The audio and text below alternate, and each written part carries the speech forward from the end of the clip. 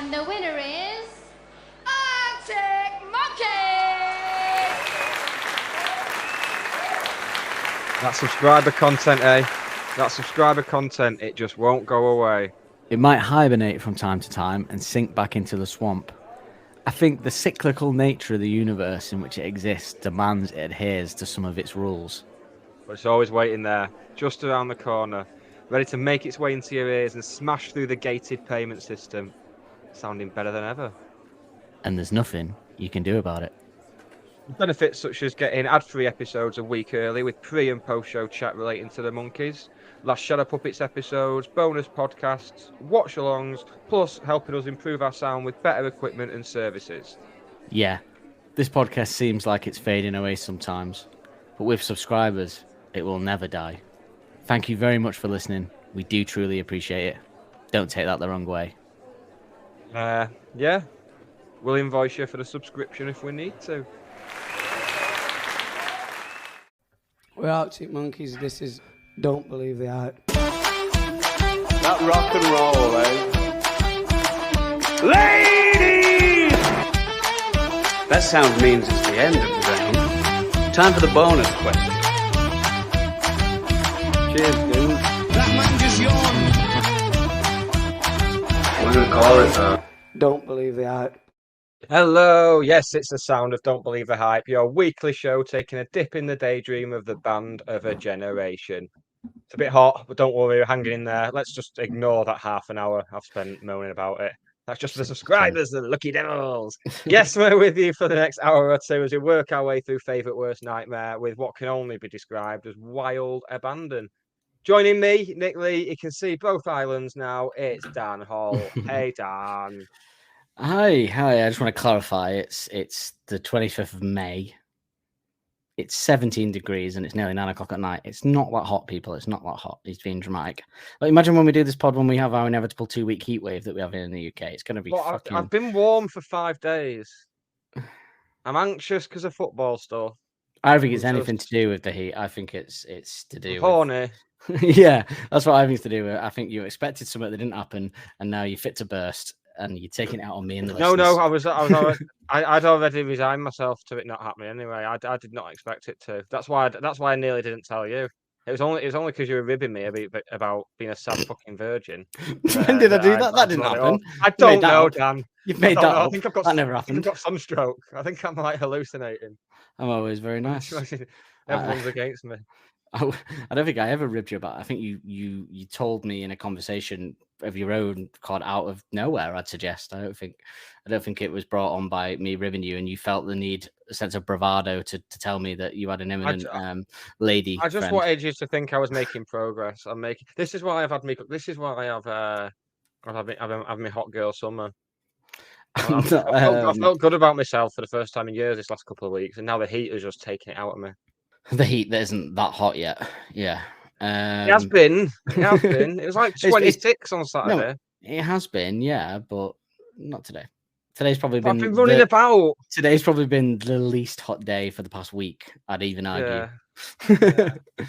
I actually went out with t-shirt and shorts on to go to the doctor's, and it was actually not that warm on the way back. I went a bit cloudy, so I'm surprised. That's all I said. I'm surprised. Saved to me, right? Oh yeah, you're against shorts. So another thing, you're hot, but you refuse to wear shorts, and you want us to have sympathy for you. So no one needs in the house, to see my legs. Well, you're in the house. No one's going to see them on the pod. Either in the house, I'm kicking around. Have you got shorts on now? Shorts. You wearing back to shorts under here? No. Are you really? I've got my joggers on tonight. I've got shorts on. Good thing. With no underwear underneath. We should say as well. Tell me what we're doing.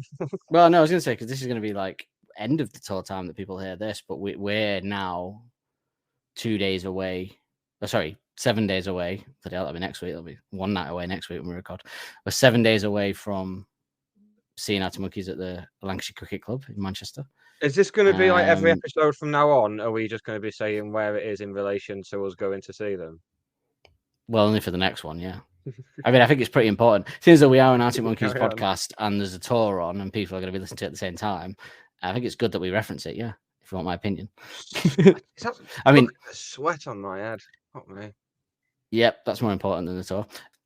If we don't talk about Arctic Monkeys while they're on tour and doing Glastonbury during our Arctic Monkeys podcast, I'll be honest with you, I think we'd have missed a trick, to be honest with you, considering the main goal of this. Yeah, considering they're only on tour for like, a few weeks every 3 years, I think we can afford it some time. Yeah.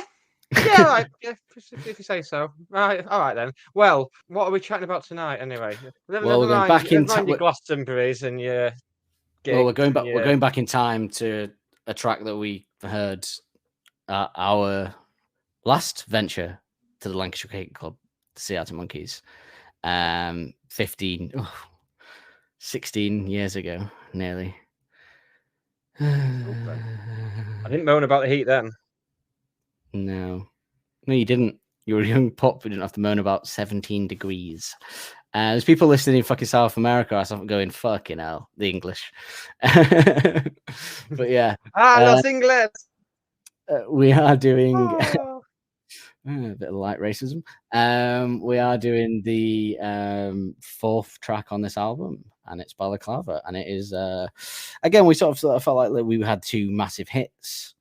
Then we had a bit of a dip, but a song that we liked. And then this one is not back up to the hits, because next week is not just a hit. It's like an all-time classic, isn't it? But this is kind of in that middle ground as well of not being a huge hit. But I think would you say it's a step up from Tears for Dangerous in terms of the album and songs in the whole context of things, or same level? If you, I'd say same level. Like, I think if you were to say to me, name some of the like middling album tracks on Faithful Worst Nightmare, I'd say Tears for Dangerous, Balaclava, Sessions, The Bad Thing. No, because that's beneath that. Crushing disappointment. Oh, very good. So it's not, but I do think there's a lot. I think it's got more interesting discussion, and you see, now that you're already angry from the heat, I'm very excited about a bonus round that I've prepared, because there's some things now that are going to piss you right off. Not at me, well, we'll get to it, but should we have a listen to Balaclava first?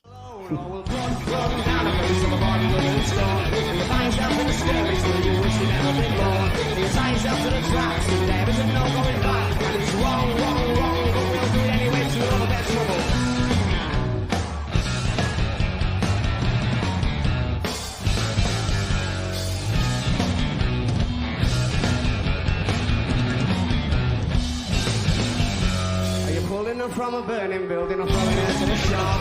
Only hope that the ending is as pleasurable as the start. The confidence is the battleground, I show you back in straight. And it's wrong, as you can hardly wait. That's right, you won't let her out his side. Now the shadows perform and the daggers are drawn. Who's the crooks in this crowd? That's right, you won't let her out his side.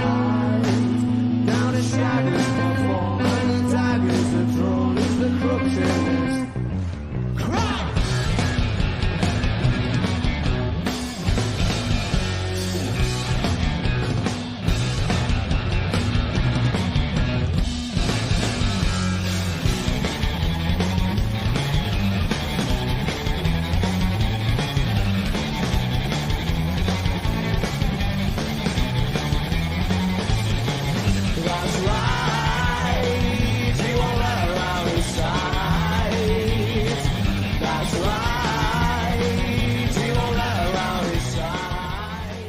Joe Wiley there.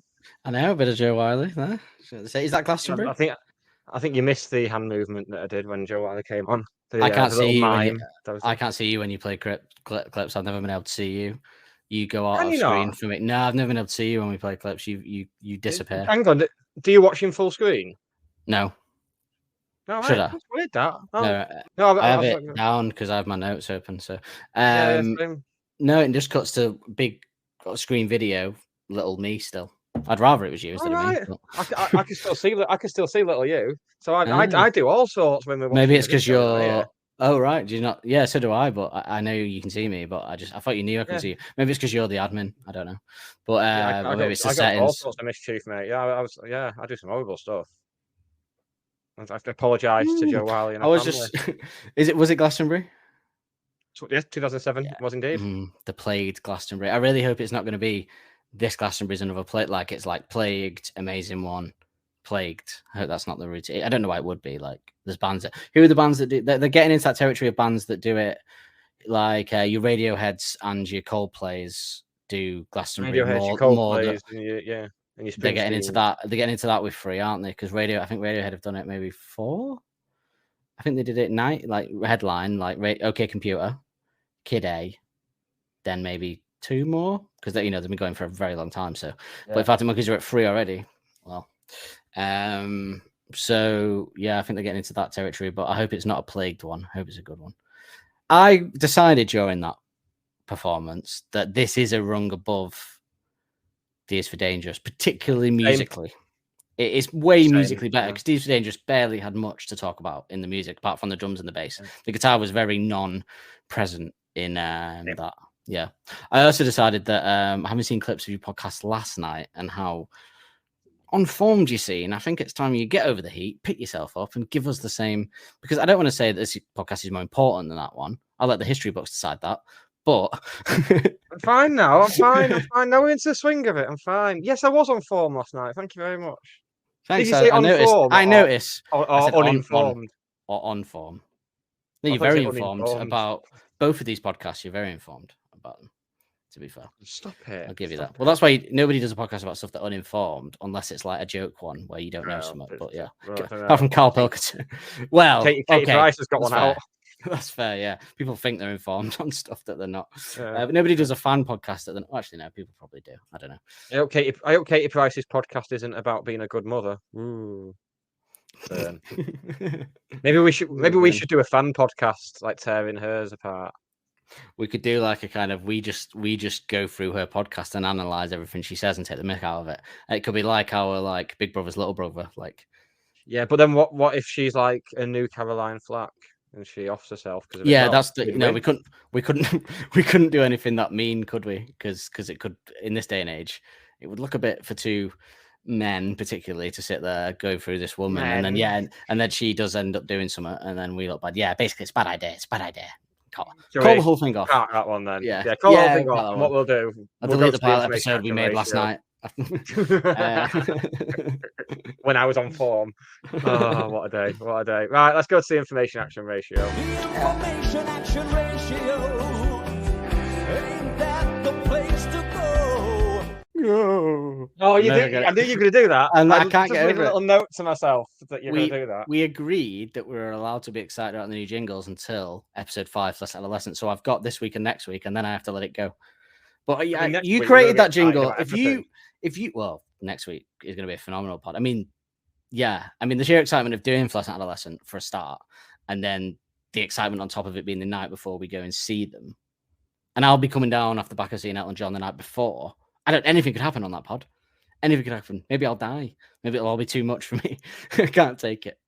Seeing 2 of my musical heroes in the same week. A lot going on between now and then, haven't we? Yeah, you've got a historic football win. So yeah, it's a big week. It's a big week for us. Big 7 days, isn't it? But only one of those things has the chance of being crushingly disappointment. Unless Arctic Monkeys cancel, only one of those things can be crushingly disappointing because is the football, because it's a win or lose situation. Whereas Elton's going to be cracking out some hits and Arctics are going to put on a great show. So there's no danger with those. Even if we lose on Sunday, I don't think I'll be crushingly disappointed because it's more than I expected. You'll be crushingly disappointment about the money I've spent on going. Money you've spent and the fact that you would have a great night if you'd won. Let's say you'd be nostalgic for what could have been. Let's say that. Yeah. In the same way that if Arctics did get cancelled next Friday, I'd still say, well, let's go out on the piss. We've got the day off. But I'd be crushingly disappointed by the fact that there's no gig to go to. That's what we did for Pete Doherty, wasn't it? He best not cancel again. Oh, yeah, we still got that in July as well. Yes, we do. We played the information action ratio jingle. Do you want to fucking crack on with it? Go. Some of us have got heat stroke to put cream on. Bloody hell. Right. What are you gonna be like after the gig if it's a hot Some of day? us need to cream Are you gonna be like ourselves. this? Are you gonna be like this at the gig if it's a hot day? Oh, it's too hot. Oh, can we go home? No, Can we just I'll leave be out it? in the sun. I only, I'll be out I in the only sun came to living see my the hot girl summer. hives. You're coming out in hives. Balaclava. Balaclava is the 4th track on the album and is 2 minutes and 51 seconds long and has 68.3 million streams on Spotify. So around the same as last week. So streaming figures wise, similar, but I think musically 1 tier above. It is 138 beats per minute and is in the key of B minor. Wrong key though. Speaking of minors, I'd just like to mention the passing of Ross Harris this week. Just thought about that on the spot then. Didn't intend that. Putting it out there. Other key tracks in B minor are Fuck the Police icon turned grumpy dad in every kid's comedy film, Ice Cube with No Vaseline, a song title with so much to unpack that we just don't have the time. Straight after the Rolf Harris comment as well. No, feels wrong now, doesn't it? Oh, what is it? Vaseline will help with it. Well, yeah, we know Vaseline. It will feel wrong. Go on, For go on, KY I'll live Jelly. with that one. That generic pop punk band that did that cover? No, not that. No, that one either. You know, the I Will Survive one. Yes, it's Cake with The Distance. And the closest thing you'll get to normal if you grow up in the Jackson household, it's Janet Jackson with If. It has been played live 85 times, firstly on February 10th, 2007 at the Lead Mill, Sheffield, classic venue. And lastly, on December 17th, 2007 at the Carling Apollo, Manchester, I say through gritted teeth for obvious reasons that everyone's aware of. So actually, they're exactly the same dates as last week. So again, mirroring D's for Dangerous again in terms of how long it has stayed in the set. I think it's been played live more, but it started and ended on the same date. So it's been played live about 8 times more than D's for Dangerous. So it's a better song to play live, I imagine, if I'm being honest. Although we did hear that cracking version at the end of last week's episode of D's for Dangerous live with the rock instrumental, didn't we? Yes, I've edited we that, did indeed. Yeah, I know you did. Yeah. Good work that. Yeah. You still need to do that, but yeah. Well, you can edit this out. Edit this out, Nick. You can. Shut the fuck up. Get on with it. Drag it out just because of the heat stroke. Well, I'm done with the information action ratio. So can we do the reviews jingle then? Yeah. Or do you want me to quiz you on? Because I found 2 little bonus clips round? of like. No, it's not a bonus round really. I just want to. Seeing as you've mentioned the live versions, I thought this would be the best time to do it because obviously there's a. I feel all giddy There's today. a- I think it's because I'm 1 day away from finishing work and having 10 days where I see Arctic Monkeys. I'm getting all. This is what I was like last night. And I'm getting Would have been good if you brought it along. I'm up now. I'm up. I'm looking at you. I'm looking at you on formness like in the back seat in the rear view mirror.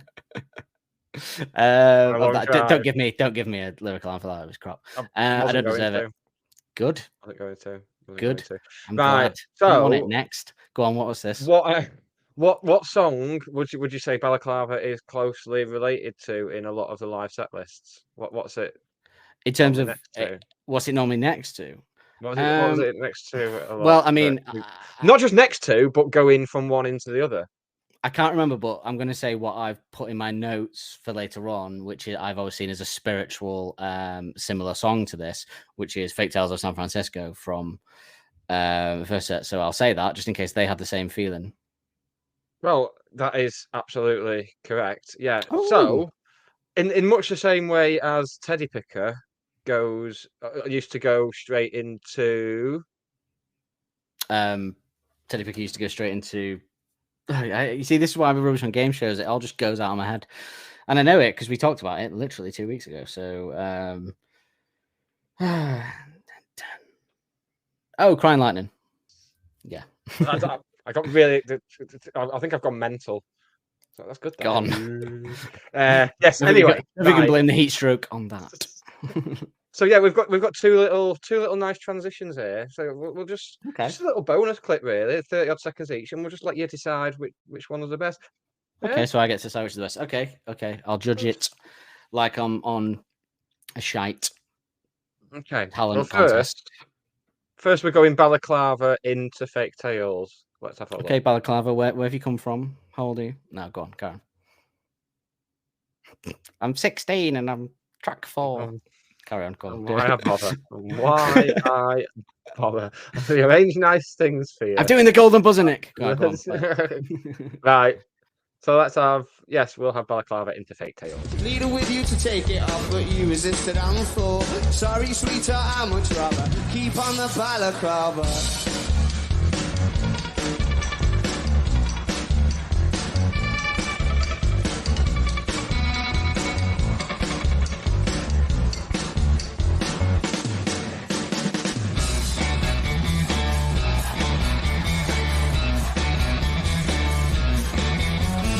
Fake tales of San Francisco echo through the room. That's going to take some beating because the drum switch up there elicited an audible ooh from me. So, and as we I know, can see you. I'm a big I'm always on about howlers. So yeah, that's a it's going to take a lot. That's all I'll say. It's going to take a lot. Yeah. But you know, But- man, might as well so not even for- bother. Go on. Yeah, we'll go. In that case, we'll go for Fake Tales into Balaclava from Glastonbury 2007, which we played a clip of before. But yeah. I think I've decided the cursed winner gig. already. I was Yeah. on the. Yeah, but this is a bit like in Friends where they decide the winner, and then Phoebe says, I remember talking about Monica and Chandler's wedding while I was showering naked with Rachel." and Yeah. and she's pulled it back. Yeah. So go on, Let's have a look, shall we?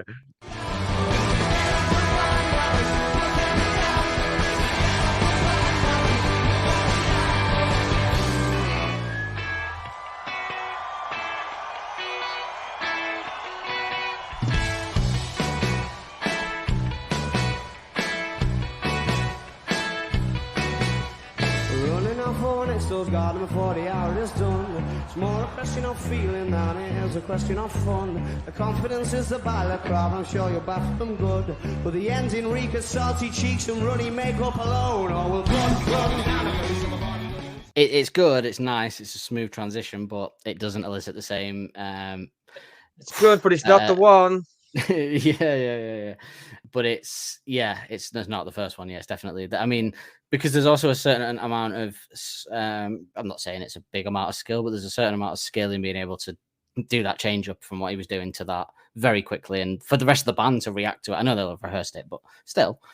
So yeah, number 1. It's a yes from me.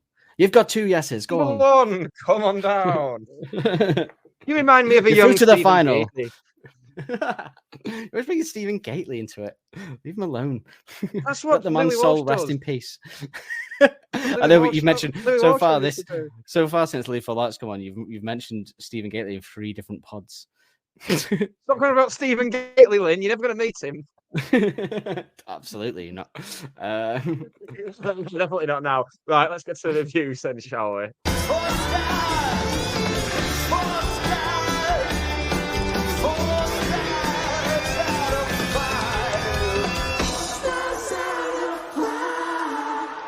I hope he does that audience sing of that line when we see them next week. You and me both, mate. You and me both. Yeah. I'll be ready. Because half the crowd won't be thinking it, probably. So we'll be all right. We'll be Well, judging by the internet showing comments, support. everyone will be at the bar there. It'll just be us. Just be us at the front because everyone. Because suddenly, ever since the cars come out, suddenly everyone loves Tranquility Base now. So like, oh, can't wait to hear that one. Like, yeah, just hope they don't play those shit new ones. Like, all right. Just how as soon as Tranquility Base came out, everyone loves Humbug all of a sudden. Yeah, it's happened. The next one, everyone will be on the cat. Everyone will be going, that mirror ball is a classic. There we go. Going, I've been saying it for 4 years. And luckily, we've documented it all. So we're fine. Not our listeners. We're not talking about you, listeners. We're talking about No. Our listeners, super cool people. Our listeners, the ones that like the first 2 albums, moaned about him for 5 years, and then fucking fell in love with AM, and then moaned about him for another 8 years. We're talking about those people. That's what we're talking about. We're talking about the people on the internet. The people on the internet who aren't allowed to wear socks. Who have to Yeah, wear armbands to eat soup. If you want to know, if you're in a different country and you want to find any of those people, because other countries apart from England are usually quite respectful and nice about Arctic Monkeys and very supportive. Cool. If you're in another country, then go on Facebook, search NME, click on that, and then go to any Arctic Monkeys post and look for the comments thread, and then you'll see the type of people we're talking about. Yeah, or XFM, either or. Hate the English. Yeah, passion. What a bunch of the English. He says the English at one point on I've lunch with on the car? English. Is it the car or is it Mr. Schwartz? It's the car. It's the Have lunch car. with the English. Yeah, Car. yeah. There you go. Yeah. Don't have lunch with the English if you're listening and you're not from England. Don't bother. Unless you Apart want from us. Unless you want some patio furniture getting thrown about. Apart from us and Arctic Monkeys, don't bother. So reviews. The Boar. Yes, I've had to go to these lengths to find reviews this week. The Boar did a review last year of Favorite Worst Nightmare at 15 and said, the quick tongue-twisting lyrics of Balaclava perfectly capture the excitement of their antics. It's easy to imagine them running in alleyways of the houses shown on the album cover when listening to this song. I thought that was a nice observation. This is what gives the album such vibrancy. Yeah, I thought that was very nice, actually. Enemy's greatest song list, as ever, puts this at number 75. Even if this one is rather clunky and monotonous in places, a rare negative comment from. The incredibly tight riffs and unexpected explosive outbursts save the day. It's pushed forward by enough revved up adrenaline to make you feel invincible. So that on the list is 25 below D is for Dangerous, which sat at 50. How do you feel about that? It being 25 lower than D is for Dangerous in the greatest song list. It's an odd, isn't it? I'll have it above. At the very least, it should be above, but at the very least, it should be nearby. Yeah. Strange that, very strange. Maybe they like D's for Dangerous more. Maybe people just like the lyrics of D's for Dangerous. Maybe the Favorite Worst Nightmare line bumps it up. I don't know. Well, go have the album title in the lyrics if you want to chase the funding, aren't you? It's health and safety, innit? Far Out magazine. Yeah, man, that's far out. I just whenever I say something like that, I always think you've got issues. Yeah, of what car magazine? Far Out magazine did a list last year, relatively, of the 10 worst Arctic Monkeys songs. Oh, is this if this is your bonus round? Well, they placed Balaclava in this list at number 6. Now that isn't annoying, is it? The bonus round will annoy you when we go through the list, but that being in the list isn't that outrageous, is it, Balaclava? That isn't too outrageous. No. What is outrageous is this. While the juvenile ways of Riot Van had a youthful charm going for it, by the time Balaclava came around, you wonder whether they should have known better. They were floating around 22 years old at this stage. Were they really still running about in the next door neighbour's garden? That slight faux rebelliousness just taints this track with a mild cringe. I mean, a vast misunderstanding of the lyrics of the song, I would say, almost definitely, as we'll get to. So that annoyed me. The inclusion in this list, however, comes with an apology to Matt Helders, who achieves hamster wheel speeds on the hi-hats to drive this Skylark along. Thus, the song might be questionable, but if comes on shuffle in the gym, then you're still not hating skip. There's plenty of craft in the pause of the melodic chorus too, but all that can't save it from the sense that it's a bit dated and touched by artifice. Now, apart from the misinterpretation, I would say vastly and widely of the lyrics, it didn't annoy me too much with that because, as ever, if you have to do a list of 10 Arctic Monkeys songs, it's like picking, it's like picking the 10 worst Scorsese films, or something like that. It's hard to do that. So I am some sympathy. 10 favorite debilitating wasting diseases. That sort of thing. Well, I give them some credit for that. Okay, and I thought, okay, I'll give them some credit. You have to do it. I mean, they didn't have to make the article. They did, and you have to pick 10. When I saw some of the songs that were in this list, well, we do a bonus round.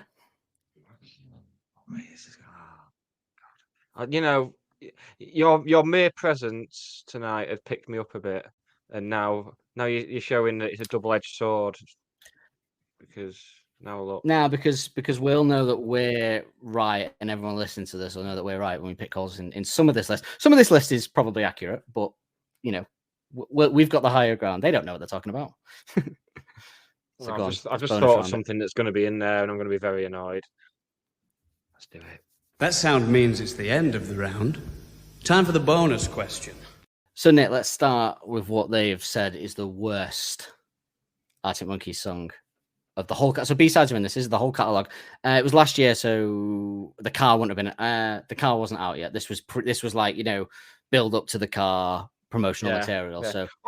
So let's celebrate the new album. I think actually, with the 10 worst songs. Yeah, everyone else is doing it best. Oh no. Oh yeah, 14th of December 2002. So the car has come out at this point. Hang on, let me just. 22. Yeah, car's been out a couple of months. Okay, let me just. Sorry. Yeah. Okay. Sorry, I've completely. Don't know why I said that. Ignore what I said because I've just had a brain fart. Maybe it is hot. Okay, so what's your worst? What do you think their worst Arctic Monkeys song is? I can give you I can give you not a clue, but I can tell you. Era. For some of these, obviously, you're going to be annoyed by and you're going to think they shouldn't have done that. But for this one, what they put as the worst, I'd say you could fairly say that they have made an accurate decision, is what I'll say as a clue. You could say, I wouldn't argue with it. I mean, I would, but I don't think anyone would. Yeah, that's the worst songs, they say. Yeah. I really like it, but I can't argue with it. I do. You know, I have a particular love for the song, but so they said about it, B-sides are just a bit of fun. They offer an artist a liberated space for a bit of exploration, and by rights, they should be saved from inclusion in this list. Correct. Especially given that Arctic Monkeys are their first modern proponent. Very good. Huh? Yes. Oh, yeah, that's true, actually, isn't it? Yeah, that's a good point. However, 2013 is inexcusable no matter what guise you frame it in. Trying to be prescient about the rise of technology in 2013 is like putting a tenner on a team who are 3-0 up with 10 minutes left. Disagree with that. We're constantly changing and evolving. But yes, I mean, if you didn't like, especially since they made a particularly made a particularly prescient technology-based album just 5 years later. If it was already in its sell-by date then. And referring to an iPhone as a transmitter with a little shiny fruit on the back is neither big nor clever. I like that metaphor. I always like that lyric. It's daft. They do that with B-sides early. They go daft. They do that with album tracks. He's, Don't Sit Down 'Cause in Movie Chair is fairly daft. That's what I like about Alex. He's not scared of being a bit silly, even though he can also be quite he can be quite prescient with his lyrics, but he doesn't mind being a bit daft. Yeah. There's always room for silliness. Not a lot of I can't think of any other songwriter in the last 25 years who would put out the lyrics to Don't Sit Down 'Cause in Movie Chair like without fear of a backlash. Do you know what I mean? Like, to make a sort of desert rock song and then put these silly lyrics in it. Like, no one's got the balls to do that. And they're very funny as well. So that might have been okay, they say, but the chorus truly Chernobyls an already ill-fated disaster zone. Harsh. It's not quite a car crash. It's a 6-car pile-up. If this arrived in my inbox from the PR of some I hate these kind of points. If this arrived in my inbox from the PR of some unsigned band, I'd mutter they're not getting anywhere and condemn it to the trash can. I mean, but a band wouldn't be in that position making that. I mean, yeah, of course, Arctic Monkeys would. I don't think Arctic Monkeys would send, if they were an unsigned band, I think they'd have more, send this as like the example of the songs that they've got. This is the band that just made a silly B-side. You know what I mean? It's a completely different situation. There's no way I can see it. Again, this is that thing of people that don't understand their humor. Them putting out a song called 2013 with these lyrics, they would find that hilarious and almost telling people that's what people don't get, and that's why they think it's cringy when it's not. Anyway, don't want to fangirl too much. We're defending them, staunch defenders. So number 2, we are defenders of any poser or professional around. You getting a lyrical on for that, or we're moving on? No. Okay. No, we've got stuff to do. Okay. We have. So number 2, I think this is a track that I would say should be nowhere near the worst 10 songs, but also could be persuaded. And I think you would put in the top 10. Now, number 2, it certainly should be not, but I think you would put it on number not in the top 10, certainly. In the top 10, you would put it there. Not number 2. I Want It All. Yeah, it's I Want It All done. We should growing clues are excellent here. Well, I've always loved it. I think the I just love it. I will admit it's a black but I really love the falsetto Alex miniature whiskey shared your Coke hotel room bit. I think that kind of gets me a bit horny, that line, to be honest with you, much like all of AM. The idea of being in a hotel room with a girl drinking miniature whiskeys and Coke and then just fucking each other's brains out. What's not sexy about that? It's not to like. Saying that loudly through the wall. Birthday present. When Ozzy Osbourne was presented with a modern bit of metal, he proclaims in a grovel that this is music to have a fucking brain aneurysm to. That is a bit like what I Want It All is like listening to. This horribly irritating riff, rattles about as pleasingly as a loose filling.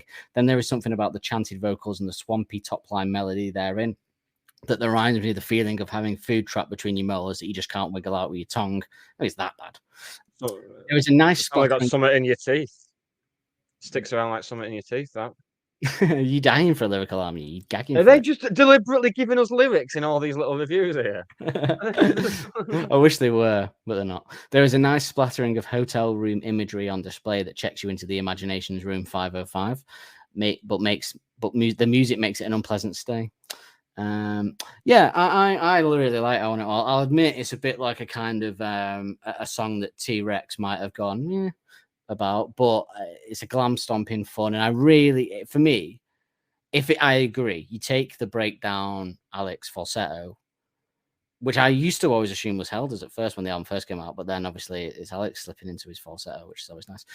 If you take the hotel bit out, I would, and it was just that monotonous the whole way through, then I would agree that there's not much to it. But I think the hotel bit saves it for me, and it certainly shouldn't be the second worst Arctic Monkeys song of all time. No, especially seeing as they've already said they're quite willing to put B-sides in there. So, yeah, if you're putting B-sides in, there's plenty of, But number 3 is a song that we definitely would put in the top 10. Good thing. Yeah. I'm not going to give it its review from them because we'll be discussing it in coming weeks. But number 3 is The Bad Thing. Number 4. This is they say is the 4th worst song, Arctic Monkeys song. It's off the debut. Is it You Probably Couldn't See for the Lights? Nope. Vampires. Yep. Which I think one of them two. They're probably the two. The two from the album. Even though doing our episode on it gave me a new appreciation of vampires, they're still probably the 2 weakest on that album. Oh yeah, but that again, that's like picking, But I think it gives a good indication of what was to come. But yeah. I think it's unfair though if you're including B-sides to put it in a top 10 of the worst songs. I don't think it belongs in the top 10 worst. I think it's of the 2 worst tracks on that album, if you're going to rate it that way. But I don't think it deserves to be number 4, top 5 of the worst Arctic Monkeys songs. Yeah, it's ridiculous, isn't it? Yeah, they say it's whatever people say on this one is a masterpiece. In fact, it's sort of masterpiece that time will not touch. When it comes to an accomplishment like that, you wouldn't really want to touch a hair on its head, which is what we've said a lot, that we wouldn't change anything anyway. However, it seems that in the timeless turning that the record will appealing, the consensus would usually be that if you had to lose one song, then it would be this one. But for me, actually, I would lose you probably over this. I think I could live without that. I do like the Frank Spencer line. Maybe I'm being biased because of my new hatred towards Frank Spencer from the episode, but I think I would lose you probably out of all the tracks on there personally. They're saying it's trashy, and it was in a way refreshingly heavy when it was released, helping to set them aside as an indie outfit with plenty in their arsenal. It also had a pointed intent about the posers who tagged along for the ride that now seems aptly prophetic. Nevertheless, it's still the skipper. I don't think I skip it, but okay. Now, number 5. The 5th worst Arctic Monkeys song, in their opinion, is off Tranquility Base. And it's going to be Golden Trunks, is it? Nope. You'd think, couldn't you? So I've seen people on Reddit recently when they've been asked for the worst song, like having Golden Trunks there. Right. I actually quite like Golden Trunks, but I would still say it's my least favorite song on there. But I really like it. Same. But I can't think of anything I like less. So again, it's another. What's my least favorite? What's my favorite was Nightmare. You could say. No. Is this where it's gonna really start annoying me now? Potentially, yeah. I don't think there's one that's gonna really get you. I've got 2 in mind for Tranquility. Then is it Star Treatment? No. Is it Monster Truck Front Flip? Nope. Right, it's Science Fiction or Backphone then, is it? Nope. I mean, we're dangerously close to getting American Sport. No, American Sports is a masterpiece in my opinion, by the way. Yeah, I love it. I love it all. No, I'm not saying what to they're you. going to pick. Yeah, I'm responding to the list. I'm just saying that I love the duo. What is it then? I can't listen to One Point Perspective without listening to American Sports. I think it's one song. This is going to annoy me now. I know. Do you want to know? I'll give you a clue, which will basically give you the answer if you want. It features Josh Homme, Homme, whatever. And Tranquility. Mm-hmm. Are you sure? Now you're putting doubt in my head, but I'm 99% sure it is. Yeah. She looks like fun. Yeah. So yeah, he does a backing vocal. Does he? He's not prominent, but he's involved in the mix. I'm sure. He's one of the ones that goes, "She looks like fun." No, that's Cam Avery doing that. No, I thought he was also part of it, and they've just mixed a few together. That I remember reading that. I don't think so. I don't think at the time. Tranquility Base game. Yeah. I don't think he is.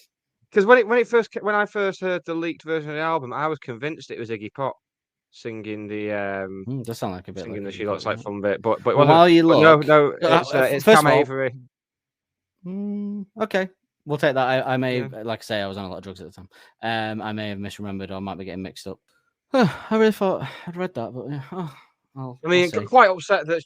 Can we just forget the Josh Homme thing and just Yeah. Forget that. It's a side issue. Fun. She Looks Like Fun. And it could quite easily be back next week, given it's been sound checked. And the verses I love, and when we finally get to that, that I very much have a lot to say on the lyrics. So a great tune for me. I'm trying to scroll down through Josh Homme's Wikipedia, but it's taking me about 3 weeks to get through the legal because he's on issues everything. Moving on. Done now. So, while you're doing that, I'll just give you a brief on why they picked She Look Like Fun. Alex said once, they quote Alex as saying, "I remember when I first started writing songs and writing lyrics, I really wanted to be able to write an I Am the Walrus style song." Alex Turner once said, "I found it very difficult. You listen to that and it sounds like it's all nonsense, but it's really difficult to write that sort of thing and make it compelling." John Lennon definitely had a knack for that. I remember that's a quote when I think he's talking about Arabella. They say, yes, the age-old problem with nonsense poetry is that if you get it right, this is going to really annoy you, so pay attention because it really annoyed me. Oh. Yes, the age-old problem with nonsense poetry is that you get it wrong, it simply sounds like nonsense. The rambling display of it here also lacks rhythm, creating a jarring mix that failed to hit the high-handed step by the rest of the record, so they like Tranquility. What's more, it also features Bukowski, and the less said about him, the better. Side issue. But, right, yeah, I didn't get that. I googled him to see if he was involved in anything tenuous, but I couldn't see much. I think there's been a bit of a backlash, bit of a misogynist. But I mean, if we're going to go back that far for misogyny, then I mean, yeah, so was everyone. But not worth mentioning anyway. Unless he did something really bad, and I apologize that we don't know that. But would they clearly, if you're gonna like, they did it with Balaclava as well when they talked about the lyrics in Balaclava in the comment. If you're gonna say this, you've got to at least research what the song might be about. And they obviously don't know about the Instagram and the comments on social media in the verses, and they don't know that the chorus is inserts from his girlfriend's Instagram, Taylor Bagley. So it's not just nonsense poetry; it's the Instagram, and it's poignant if when matched with the lyrics. So fuck off, basically, to someone. Outrageous and that's in there. If they're gonna level the claim that it's rambling, it's like a rambling stream of consciousness, then pick on Star Treatment first. Yeah, I mean, yeah. If I mean, pick on Star Treatment, then move on to She Looks Like Fun. We're not saying it's rambling, but if you're gonna pick one for that particular complaint, then surely Star Treatment is the natural selection for that. Yeah, maybe natural selection should have come into play before this cunt wrote this out. Number 6 is Balaclava, as we've already said. Number 7. So The Car was out. This song, number 7 of the worst Arctic Monkeys songs of all time, is from The Car. And now, much like this reviewer liked Tranquility but picked She Look Like Fun, he starts the explanation of this track with, The Car is an excellent album, but... And then this song is the selection. So I have to say I was shocked. And I if you want a clue, well, I have a guess, and then I'll give you a clue. No. Do you want a clue? The clue is that this is a song that it annoys me that it's there, but it'll annoy you more. Like it's not Mirrorball, which would make me not Hello You, but like you will be annoyed more. Like Mirrorball would send me into a tirade if Mirrorball was in the worst Arctic Monkey songs of all time. Like this one possibly sends you into a similar tirade. I think, based off what you've said, I think it's you. No. Oh God, imagine that'd be a horrendous decision. This is also a similar. It's up there as a horrendous decision though. It's on that, not quite on that level. No, it is on that level. I'm going to say it is on that level, but it doesn't annoy me as much as they would. But I think it'll annoy you the same. And not Sculptures, surely. Yep. The 7th worst Arctic Monkey song this person is saying is Sculptures of Anything Goes. Oh, we need them. We've had like nearly 7 or 8 years of, they need to get back to something rocky. I want something heavier. And then they do it. It's like, oh no, not like that. So he says there are snippets of The Car where you find yourself laughing, wondering whether Alex Turner is taking the piss with a bit of self-parody. There are snippets when you, yes, even you, have followed them through thick and thin and be thankful for all your horizons that they have helped to broaden, crave the thrashy chorus of an old debut album classic. Now, I have no problem, like we've said, the car, you know, when we get to it, and we might have different layers of appreciation for it by then, but, you know, the car isn't perfect or it's a mood album. It's much like other bands, arts, like Radiohead and stuff, where you have to be in a certain mood, perhaps, which is fine. And then there's hits on it as well. But I don't think so. When I say that, I'm talking about The Car, Mr. Schwartz, Perfect Sense, Jet Skis on a Moat, perhaps. The songs that I have to be in a certain mood for. Whereas I would class Mirrorball, Sculptures, Body Paint, Hello You, Big Ideas for me personally, as songs that I can crack on at any point and enjoy them. Same. Yeah, and I find it bizarre. I agree with the sentiment. But it's bizarre that Sculptures is the song that does that. He says it lingered. This feeling, these fleeting thoughts of negativity about the album linger longest on Sculptures of Anything Goes. The song feels rambling despite an impressively impending soundscape. I mean, that's enough, innit? The wavering top line gives you nothing to cling on to. So you drift along approaching boredom. I mean, I what they're saying is it should build to more of a crescendo, perhaps, which, you know, perhaps it could do. But could you say that about, like, Do I Want to Know? It's a similar kind of, just because it's a bit more, I don't know. I don't know what people want. What people want, Nick. I think it's a great song. Welcome to my world, Dan. I don't think anyone's had any issues with it opening the set because it has that it's a nice opening vibe, isn't it? You know, you do that, then you go into Brainstorm, boom. It's a strange one, that, isn't it? Very strange. Right, number 8, 'cause we don't want to spend too time on this, but number 8 is on If You Can Get Over That, which is outrageous. That's the most outrageous one. I think I've got issues with the others, but they're not as outrageous as Sculptures. Okay. I've got issues with this next one, actually. Quite a lot, actually, for me personally. But this one's on Humbug. Don't worry, it's not Cornerstone. It's going to be Jewel's Hands, isn't it? No, it's not. It's not. As ever, this guy isn't picking the ones that you might naturally expect. Although you might think this. I wouldn't. We wouldn't. But, Fire in the Thud. No, but that is my least favorite song of Humbug. Same. Put that out there too early, but it is. But no, I was thinking about this. I like it. I love the bit where the solo comes in. I love the bit. That's the only bit. It's a perfect stoned song to listen to. Yes. Much like all of Humbug, but you know that bit in particular is very good stoned. I don't know what they can. It's not a single, is it? Whatever they picked. No, it's not a single. Right, that's something. First half of the album. Secret Door. No. Dangerous Animals. Yeah, Dangerous Animals. Which I really like. I think it's a tune. I love Dangerous Animals. I think the drums in Dangerous Animals are exceptional. It's some of his best work on the album, Dangerous Animals. Apart from Pretty Visitors, goes without saying. It's a really good drum song. I'm just glad it wasn't poaching. That would have killed me. There's a video of him doing that bit when they used to release their videos, and when he's doing the drums, and it's dun dun dun. Yeah. Keyboard, that bit, yeah. It's Humbug was a daring expedition into desert rock, and without it, I doubt the Arctic Monkeys would be the same band today. Whether you love it or loathe it, it pushed them on to scale new peaks of artistic development. However, Dangerous Animals didn't manage to achieve much more than establishing Turner as a fantastic speed speller under pressure. Lyrics of DM's Dangerous are very good, actually. If you bother to interpret any of these lyrics, like what's the point in doing the worst songs of one of your favorite bands that has the best lyricist of the last 20 years and not bothering to learn the lyrics? Anyway, I'll be here all night. With a heavy riff that the melody struggles to lift, the whole thing just comes across as a bit unpleasant enough. I completely agree. Dangerous Animals is one of my favorite songs of Humbug. It's not one of my favorite, I wouldn't say it's my favorite, but it's up there, and I love the lyrics and I love the drum solo bit as well. Yeah. So it certainly wouldn't be in my bottom, I don't think. We shall see when we get to it next year. Number 9 is Off AM. Second one, Off AM. I mean, it's just strange to think of any songs from AM being in it, considering it's lauded as like a perfect album by many. But I want it all makes sense. Not a number 2, but it's not Mad Sounds or Fireside, is it? No, thank God. I was surprised if it was Mad Sounds, though. I don't like the lyrics. He just talks about sounds. I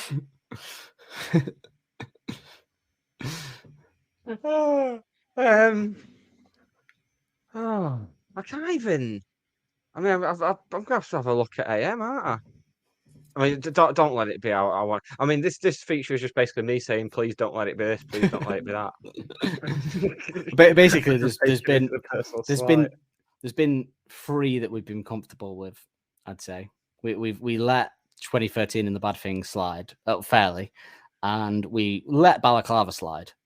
And we could just about let actually 4 one it all. We can just let slide. It's a bit high in the list, but these last 6 have been. It's like he ran out of. He went, oh shit, there's only 4 bad songs, so now I'm gonna have to like. Oh. Do you know what I mean? It's like I'd rather he just threw like the Nettles, and if you found this, it's probably too late in there. You know what I mean? Chun-Li or something. Yeah, just throw those ones in. Bizarre. It's not one for the road. He obviously thought, right, it can't all be B-sides either because that's ridiculous. So I've got to find some album tracks that I don't like as much as others. It is one for the road. Well done. That's number 9. He says, there are moments on this album when you can hear them searching for the hook and it approaches the brink of commercial catchy tropes. I mean, AM is the most commercial catchy album they've ever done. So, yep, that was why it was such a commercial success. They always have the craft to skirt this and offer up individuality by effortlessly combining rock with hip-hop. But on reflection, this is too close to corny. I disagree massively, and I think it's sexy as fuck. It's the most hip hop on the album, probably. It's like a kind of catchy hip hop song. The falsettos are great, and it's about shagging like all the other songs, and it puts you in the mood for late night drinks and a text of "You still up?" at 2 a.m. So, Yes. You still awake? That's my life. The text that every woman hates to receive from some bloke that she spoke to on Twitter 3 times. Not Twitter, Tinder. I was going to say with the Twitter thing, it felt very personal then. Yeah, it did. No, it wasn't. I meant Tinder. It's me that was doing that a few years ago. Don't worry. You're still up at 3 a.m. while I'm shaking. Can't go to sleep. Only ones who know. Oh, shit, I've said it. So there you go. Number 10 is only ones who know. Is it only ones who know? Yeah. That's Which, fair, right? so they've done 2 off AM and 2 off Favorite Worst Nightmare. Suck it to see not getting picked on. Thank God. If they'd have put the album that features Brick by Brick not getting picked on. Yeah. Again, I'd be happy with Brick by Brick to be in there from a point of view of okay, you know what I mean. I'd rather that than some of them sculptures. But so worst of the list, sculptures shouldn't be anywhere near the list. One for the road shouldn't be anywhere near the rest. I wouldn't put Only Ones Who Know in there, to be honest. I think it's a tune. No, beautiful. Beautiful, yeah, correct. But I mean, I think what's happened with this list is. He's right. I've got 10, but they're all B-sides. That's not going to look good. The list is pointless then. So I need to put some album tracks in. Right, I'll pick on. I've got to find 2 on AM just because you can't go. AM's perfect. So he's found 2 weak ones on AM to put in there, and then I want it all. I'll accept, but one for the road. And then he's gone right. Well, Tranquility is divisive, but I like it, so that's fine. And then the car, he goes, I like the car, but what would I put on? I'd even be more like if he'd put like. The Car or Mr. Schwartz on it or Perfect Sense, I'll be like, well, it's not everyone's jam, that kind of thing. So I get it. Sculpture is very odd. The Car is my least favorite song on The Car, I think. I quite like it. I think my least favorite song is Perfect Sense, to be honest. No, that's unfair. No, actually, my least favorite song on The Car is 100%. I ain't quite where I think I am. See, that was my favorite early on, but now it's just. Yeah, I'll give my reasons when we get to it of why it's my least favorite. It's the one time Arctic Monkeys have done something to me that other bands do, and I'll get to that when I do it. I mean, they haven't molested me or anything. Don't worry. Yet, not for lack of trying. I fucking wish they would. Right, so that's the bonus round, an exceptionally long bonus round. So, should we get to the music? If Brian Storm was held as tune, this is O'Malley's. Yeah. Well, even more so than These for Dangerous. Yeah, I do think so. Yeah, because These for Dangerous is a combo, isn't it? It's a combo hit. It's held as it's hip hop held as. Yeah, this is. You're right. Actually, this is another cool bass line from Nick's debut, isn't it? This is the. It's like a scale, isn't it? It's like when you learn the scales, like the.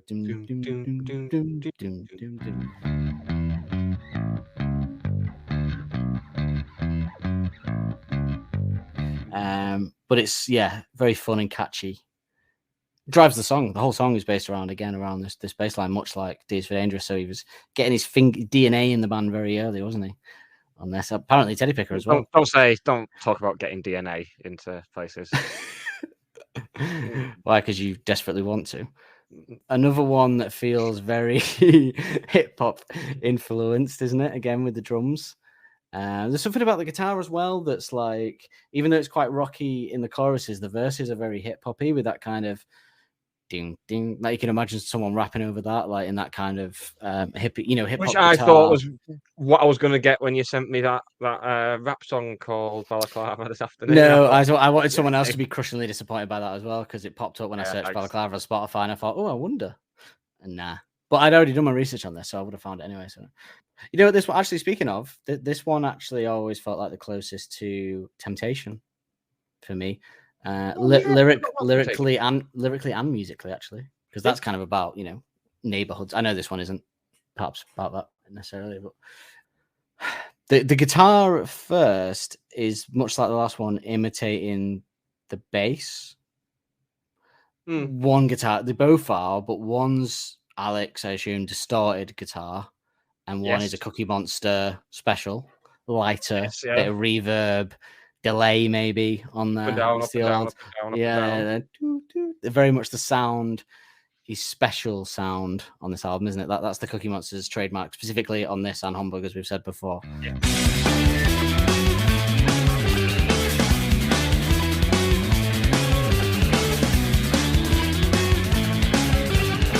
Where he goes, very very interesting, but it does change for the chorus, and it's weird because it suddenly goes less hip-hop, more rocky, I'd say, a bit Queens of Stone Age again, a bit of the Cookie Monster again, getting in there with his Queens of Stone Age-ness.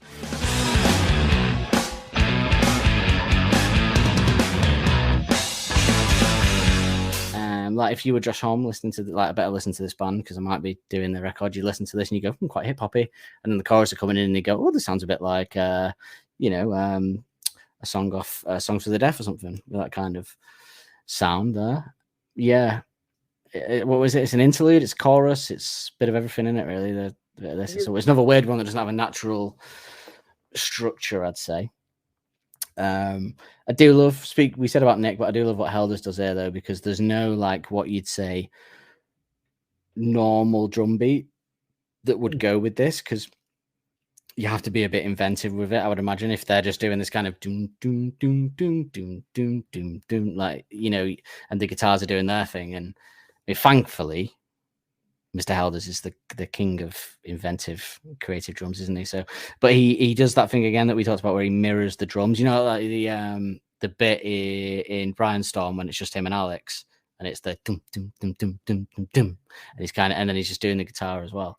Yeah, he mirrors the guitar. Do you know what takes this a spot above Balaclava for me as well?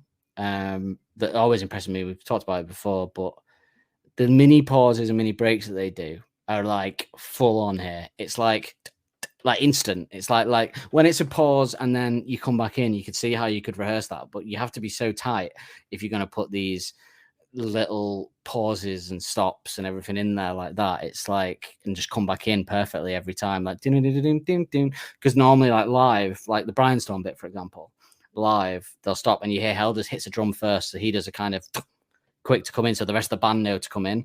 But when the pauses are this quick, you don't know. You just go in. You got to go off your knowledge of the song and playing it like it was on the record, I suppose. So I'll just practice, but it's pretty insane. I know it's something that I've tried to do in bands before, and it's so hard. You have to be so good timing wise, and willing to try, I guess. But the advantage again of learning together, isn't it?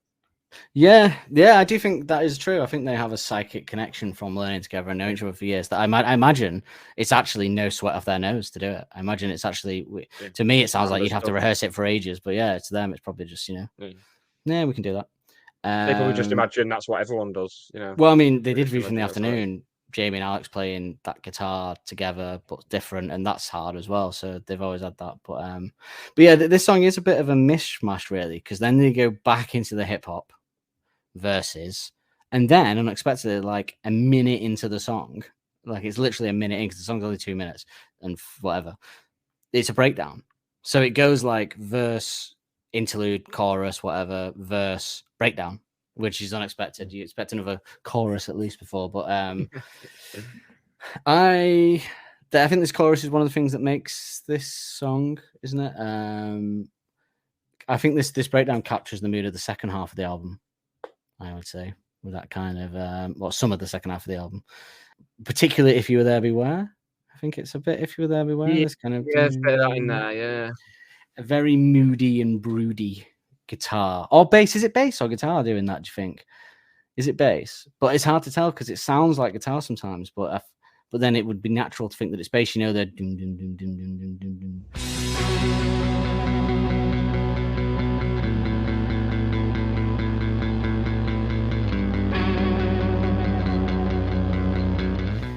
The breakdown, like that.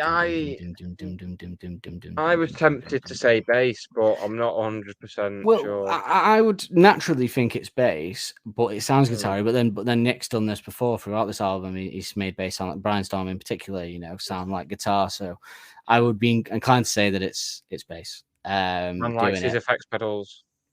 He does, don't we all? He likes a big flange, or the Thundersuckle Fuzz Canyon. Flanger, the big muff. I had a big muff. Blundersonic Shimmer Trap. That's another one. That's how they came up with the. Well, they were all albums. They decided they were going to come up with album titles by making up fake pedals, weren't they? But then they obviously went with Suck It and See, and they just threw those into lyrics instead. But yeah, oh, they're funny, aren't they? But you know what? This bass guitar, the kind of doom doom doom doom doom doom doom. It really reminded me of a song that gets trotted out for like film trailers and like dramatic parts of films and trailers. I can't for the life remember what it is, but it'll be like the camera will be going in on people's faces, and it'll be like, this week, this decides the fate of, you know, like that, and it'll be one of them. And they play this. They always use this rock song for it, and I know it's probably a famous song in the back. Just couldn't place it at all. I'll have to wait until I see it on something and go, that's the song. They use it all the time. But it reminded me of that anyway. So if anyone does know, please email us or tweet us. You're going to see that on the socials trailer, and then you'll be the DiCaprio meme. Yes, our socials are all in the episode description. Click on the episode description in your podcast player of choice. You can find links to our Twitter, Facebook, Instagram, the TikToks, and our email address is arcticmonkeyspodcast@gmail.com. Get in touch. Tell us how you listen. Tell us where you listen. Tell us what you're doing when you listen. TikTok, TikTok. And you can also find our subscriber links. I've got some socials for you. It's going so well. I know I couldn't. I didn't put enough. And then I didn't put very high pitch. Just as I turned the volume up. I'm probably going to be able to hear that 631A next week. Nah, we're rocking it out. Oh, it's only a week. Don't. Every time you say it, I get giddy again. Oh, because tomorrow night, right, we're having a drink. We're just in the flat because we got a big weekend out last weekend. Spent 400 quid last weekend, you know. I know, fucking outrageous. 250 quid in Didsbury on Saturday. Oh, that's fucking horrible. Just for two of us. So we're just going to have drinks in the flat in anticipation of what is a big week next week. And I've decided that we're going to do the Elton playlist of the gigs, and we're going to do the Arctic Monkeys playlist of the songs that we suspect will be played, or watch them, you know. So, it's going to be. It's like a pre-show show. It's like a warm-up for the week, you know. But yeah, to go back to the song.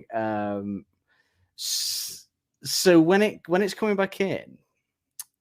Well, we're doing that. We do that like Jamie's little inserts on the breakdown. By the way, of his little, they're very nice, aren't they? They're kind of a classic Jamie Cook inserts there.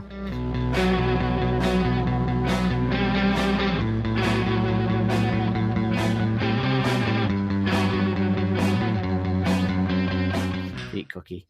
Then we're from the cookie jar. Hey, stop! Move away from the cookie jar. Then we're doing that interlude again, that ding, ding, ding, ding. But we basically go back into the opening riff, but good old Helders, he enhances it again, he improves it, so he changes it up again. I think he saves it from potentially being a bit monotonous or the same this song by throwing in some good build-up drums as he goes. Yeah. Like he stops it from being like, oh, this riff again, you know. So he just, which is what, to be fair, that worst Monkeys list did say, like, we apologize to Matt Helders for the song or whatever, putting it in the list or whatever. So, but yeah, I really like this. I think it builds quite nicely and it's toe tappy. Could they have done more with it? The breakdown and this bit potentially, But I think it works in the context of the rest of the song. I'd say I don't think it's like, you know.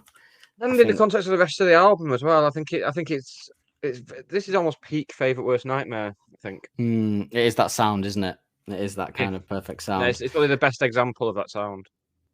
I think the outro, the music outro, is what makes this song so great. I think like the sound of the drums, cracking out the cowbell again. Is he? Not seen since. I think so. Not More seen cowbell. since Vampires. Vampires, it'll be Cowbell, Vampires, yeah. Cracking out the cowbell, and he's just sort of throwing these. I like the general. I've said this before on this album. I like the sound of the drums. I think James Ford did a great production, or Mike Crossy, whoever set them up, did a great production of the drums.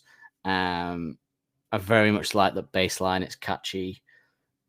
But I think the outro with the way it goes out and they're just doing that riff and the drums are kind of doing these other beats to it. I just think it builds this great end.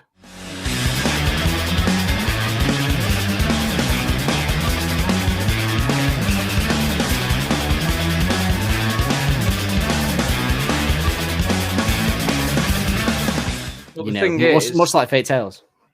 I can't, because you may remember when there was the leaked version of this album before it was released, it skipped on the outro. Do you remember?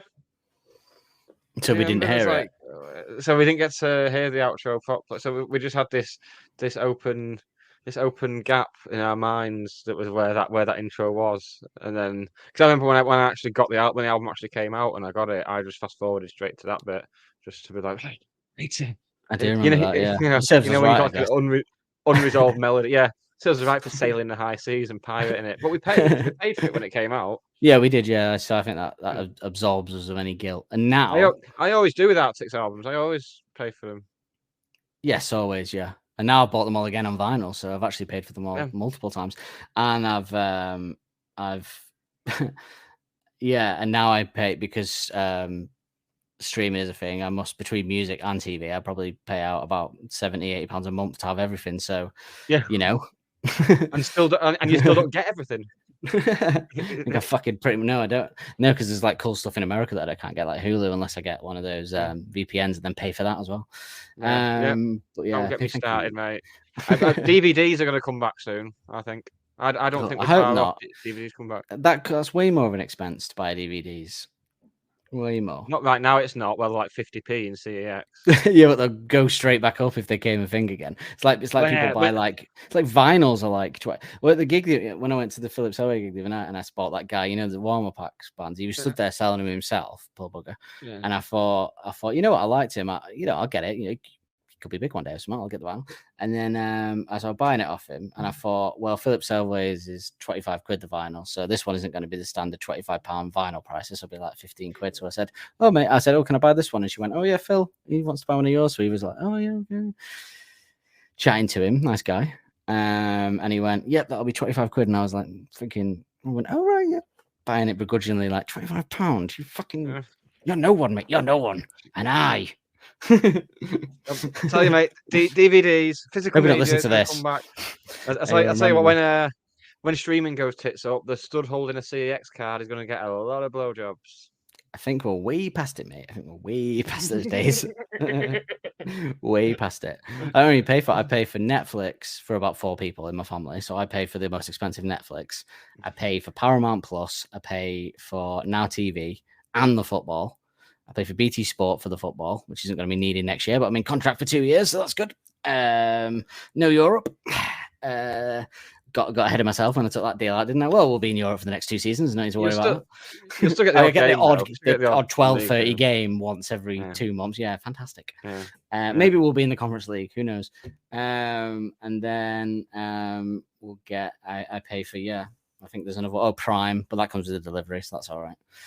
Yeah. Pat on my arse, Nick. Pat on my arse for these. But I do watch. Oh, Apple.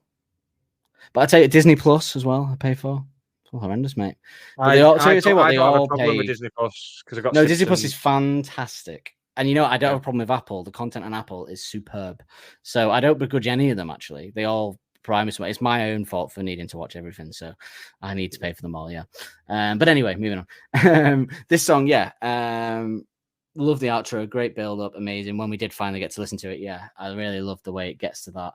And as we said before, I feel that not the outro with the, I don't mean the slow bit, I mean when it goes fast for the outro, that's the bit I love. It builds up to that end. I really think that's the best bit of the song. But very Fake Tales end, as we said before. I like that kind of is very much the of this album, isn't it? Spiritual partners, I feel.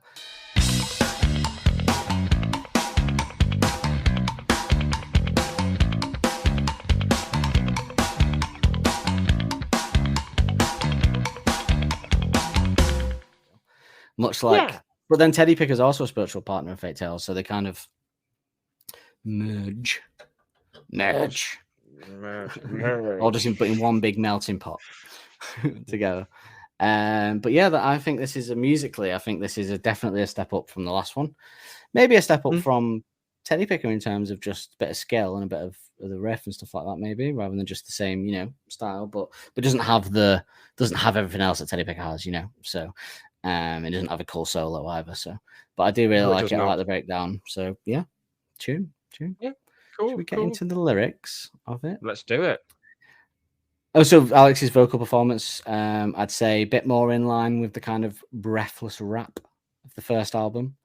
But also still with that improvement that we've heard, though, I'd say, from the last few. Like he's better, he sounds better. And I don't know if he's just better produced or whether he's just improved a bit on tour. You still almost hear the proper singing coming through again. Well, I think it's still that that thing of he's not the snarky young lad, he's the snarky pop star now. Rock star. So it's a bit more refined, I'd say, the sound. So Nick, what do you think, or what has your interpretation always been of what this song is about? Is it boot? What's it all about? Bit of shagging. Anything more specific than that? Or I mean, I agree, but anything more specific? Yeah. So no, that's literally all I've got on my mind. Full stop. So it's just come through. That wasn't even my answer to your question. That was just me thinking out loud. Just thinking out loud. No, I agree. It is about shagging, but I think possibly even illicit shagging as well. Possibly even shagging that you shouldn't be doing. Oh, absolutely. I think it's a metaphor for a man having sex with another man's partner. In fact, yes, I think it's about being the term I don't want to get too icky, but the cuckolder. Who's the cuckold? The cuckold's the one that's being cheated on. So what's the guy? The bull. The bull? That's the term, isn't it? You've just introduced me to a whole new world there, Dan. Well, I'm a dirty bugger now. I'm a dirty little hobbit. No, I know this. I think the guy that fucks the guy's wife is the bull. I think I've seen it in films. What's a unicorn then? The unicorn fits into all this somewhere. Your next shag, mythical. I just want to know how he knows so much about swinging. Call an education. Yeah. What's a cook then? So I think the ball, not as important, but I think this is about the guy who fucks another man's girlfriend, and there might be a bit more than that as we go. And I think the balaclava is the metaphor for the way that he is using her. So he wants sexual pleasure with her, but he doesn't want anything past that. He doesn't want emotional relationship. He doesn't care that he's damaging this relationship by seducing this woman. Let's say he's the guy so the act of robbing people's houses with balaclavas and running away from them is all a metaphor for that. So to dive in, the opening one, running off of an next door's garden before the hour is done, it's more a question of feeling than it is a question of fun. So this could actually literally be him running away, obviously, from the house, post coitus. Post coitus. If the boyfriend came home or whatever, or it could be kind of you don't, or it could be in the way that you don't to get biblical, but covet your neighbor's wife. You don't running off over next door's garden, shagging the neighbor's missus or whatever. But I think so it could be metaphorical. It could just be literally running away. It could be. I think it was mean stepping out with your neighbor's wife. That's a term, right? Like having an affair, stepping out with your neighbor's wife. Is that a thing? Is that a term? Sounds like there's a term similar to that exists. Well, it's now stepping out with your neighbor's wife.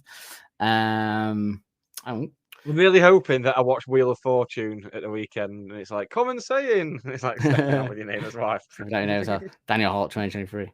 Don't believe the hype podcast.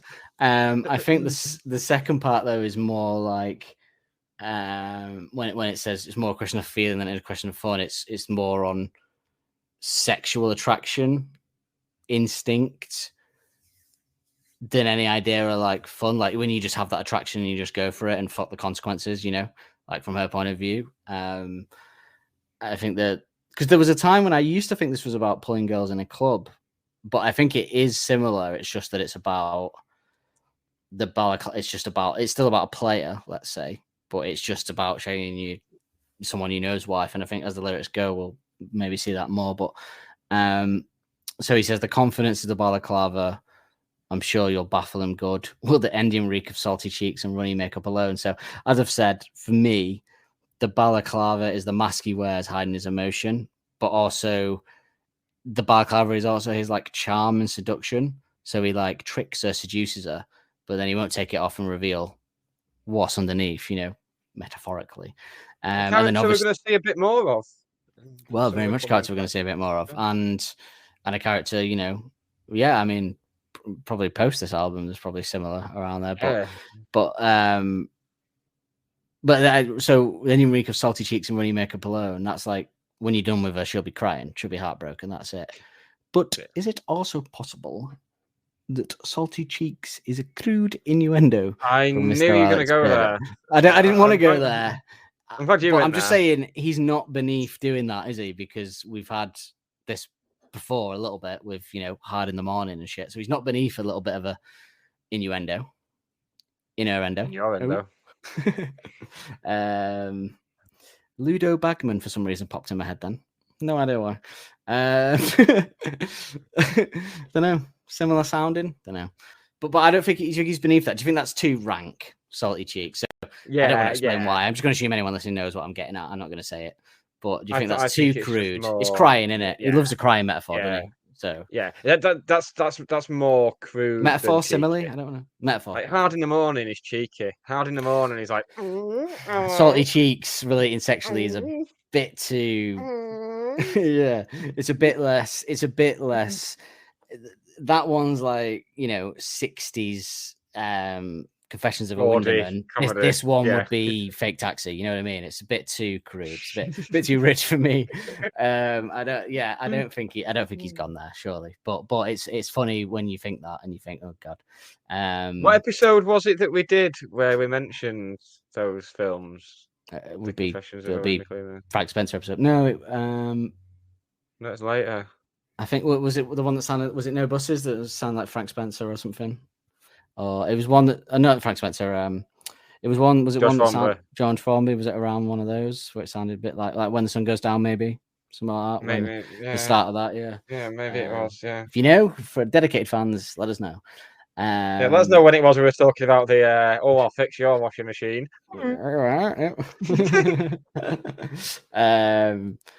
So I don't think he's beneath it, but I don't want to think that he did. Yeah, although I'm not having that.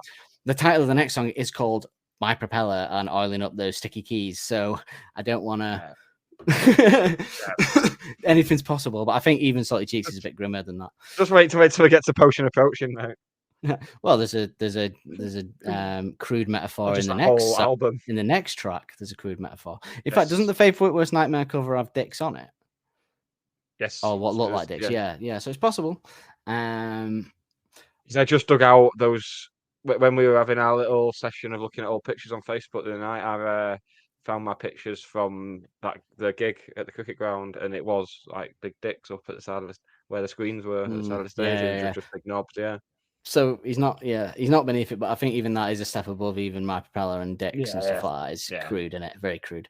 Yeah. But I hope everyone listening knows. There's people going, "What are they talking about?" But I'm not going to say it. You're not going to make me say it. I'm not going to say it. And then the next line is, "Or will blood run down the face of a boy bewildered and scorned?" Now, assuming that what I think the song about is right, and I think it's fairly accurate based off some of the lyrics, but this could be either the outcome where a partner is heartbroken and you've ruined the relationship, So, you know, blood run down the face in that metaphorical sense of a boy bewildered and scorned. Or it could actually be an actual fight when he finds out. Yeah, So- either an so actual while fight when they he were- finds out, or the blood just draining from his face when he finds out. You know, when you go pale when you. Yeah, exactly. Yeah, That- that's what I yeah, was could be thinking. either. Yeah. But I would go for the metaphor one with the blood draining in the face because I think that fits the outcome of it that Alex shares in the next lyric. So, or you'll find yourself in a skirmish where you wish you'd never been born. Linked with you tie yourself to the tracks. There isn't no going back, and it's wrong. But we'll do it anyway because we love a bit of trouble.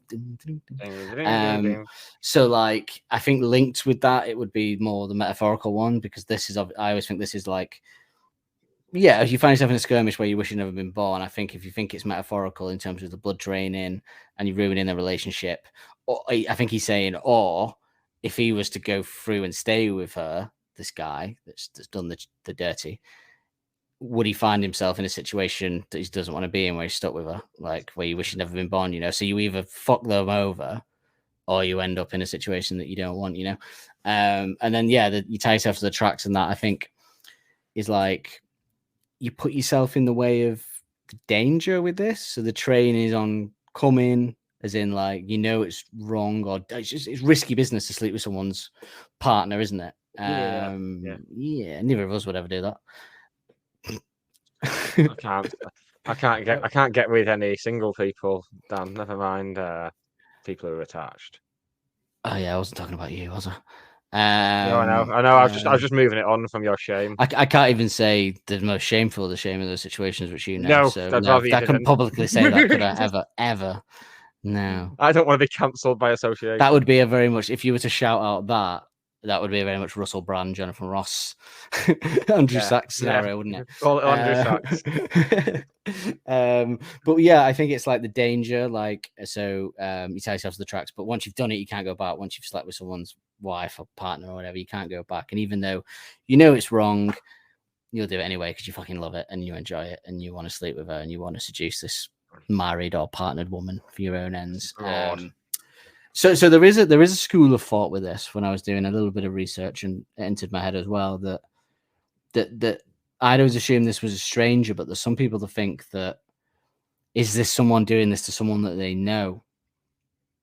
So is it like a one-off with this woman, or is he a serial shagger that doesn't care? Like in terms of like, is it his friend that he's doing it to? He knows the bloke, because I think there's a line that says it. I get vibes of both.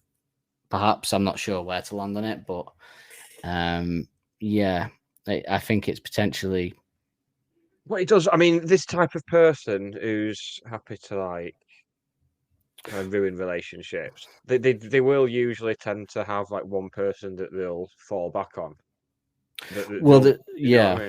Well, the school of thought comes from, I think, that I'm going to keep saying school of thought for like this is any kind of academic discussion, but it's a lecture. This is interpreting art. Well, it is, I guess we can say that. Are you pulling her from a burning building or throwing her to the sharks? I think people assume that by that it means like, are you saving her from an unhappy relationship, the burning building, or are you just using her for sex and throwing her back into an even worse situation, which would allude that he would know something about the relationship, which implies that he knows them. You know what I mean? So if the guy's like a dick, and you could read that as you're saving her from this by seducing her and taking her away. But then if you're just gonna bin her off and leave her not only in perhaps an abusive or horrible or whatever relationship, and the guy knowing that she cheated on him, then you know, what are you doing? What's the one? Yeah, exactly. You're really throwing it to the sharks. And then can only hope that the ending is as pleasurable as the start, which is a great line, I think. So now there's one way of this, which is like, I only hope you don't just fuck her off and actually this ends well and you treat her as good as you've charmed her from the beginning. So I can only hope the ending is pleasurable start, like you don't just ruin a life. You're actually going to be as nice as you were at the beginning, the kind of guys that they'll make you fall in love with them and then they'll break your heart type scenario. Wouldn't mention about that. But I hope so, to go back to crudeness, but in a more cheeky way, I think this one could happen. I hope what this actually means is, I always thought this was like I can only hope that the sex is as good as the charm was. So as charming and seductive he was, and in the shit situation you in, at least I can only hope that the sex was good. Do you know what I mean? Yeah. Like at least I hope you got that out of it. If nothing else, is that he was good in bed. Like I only hope that the ending is as pleasurable as the start. You know. But I think I'm leaning more towards it not being that, and it actually being Alex saying, like, I can only hope that he's as nice after it as he is before it, the sex. Which you could put that into. Could easily be either, but I'd lean towards the second. Yeah, it could be because it's very D's for dangerous. That's that somebody sleeping with someone and then wanting to get away. Can only hope the ending is pleasurable to start. So it could be either, yeah. But I think that's. I don't think it quite works in the cheeky sex way as well as it does in another song, a B-side. There's a similar-ish couple of lines about a similar type of character to the B-side to this album, where I think those kind of lines work more. So I would suggest he's not doing it because we know he can do it better. So, yeah. And then we got the confidence is the balaclava. I'm sure you baffle him straight, and it's wrong. She can hardly wait. So the same sentiment as before, but he changes that last line to she can hardly wait. So almost saying like she's gagging for it, basically. Yeah, she wants it. She wants it from you. Gagging for it. Who do you put to blame? So I had this conversation recently because I was watching something with Ricky, and we had a discussion of if you're to say there's a married couple and you meet the wife and you sleep with her, are you absolved of guilt because you're not the one that's breaking the terms of a relationship? Or Vicky said, well, this is the woman's take compared to whatever we'll say, is she said that if you don't know when you sleep with her, then obviously you haven't done anything wrong. But if you know she's married and then sleep with her, then you shouldn't be doing that. That's not right. Yeah, I'm with Vicky there. If you don't know, then I wasn't, but I said, well, she knows. I've done something similar. I'll just say I'm not going to go into detail, but a couple of times, bloody hell, I've said that now. It makes me sound even worse. But I would say it depends. But yeah, I think it's not right, is it? Didn't stop me, but it's not right. I agree that it's not right to do that. If you know what I mean. Right, but it's okay. I think it depends. I think it's really the only thing that stopped me once was a kid being involved in that situation. I was like, nope, absolutely not. I'm not doing that. Mm-hmm. So there is a moral in there. There is a moral center to it. No, that's not what I meant. I didn't mean the kid was on offer, but it was married, and I thought, no. These bloody married kids. You know what I meant. Some states in America where that's still legal. Just putting that out there. But yeah, I found out today. But not because I'm, looking for places to go. Is why I found out. I just heard it in a news story. Yeah. So I think it is wrong. Of course, it is wrong to do that. Yeah, I think sometimes when you're younger, you don't think things like that are wrong. I say younger, it's a few years ago, but younger technically. Technically, I'm always younger. A day ahead, I'm younger. So but I think you take each case on its merits. I think the two that I was involved that of, I think I was absolved of guilt with those by the circumstance. So yeah. You tell yourself that, mate. Yeah. No. I was. I'm not saying why on air, but I was. Well, one of them said it was an open relationship, and one of them didn't tell me. So there you go. Someone says when I'm in a relationship, my husband's fine with it. It's nothing to do with me, is it? I've been told I'm supposed to fact check it. Ring him and go, is this true? Have you met my husband, Paul? But anyway, I'm just picturing you in a sidecar now. Like, he was in the cupboard was shaking.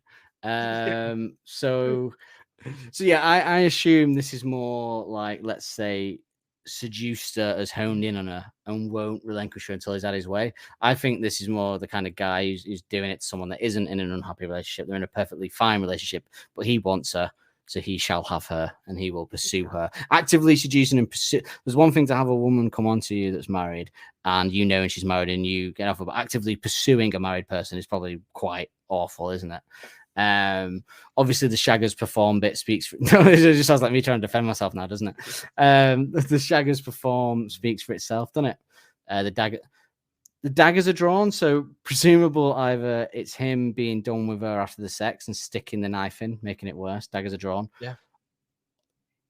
Or daggers drawn meaning sex. Is that another reference? It's a bit weird because I don't think so. Because he says the Shaggers perform, the daggers are drawn. So you could, is it an erect penis? Are we talking about I see it as I see the daggers drawn as preparing for trouble.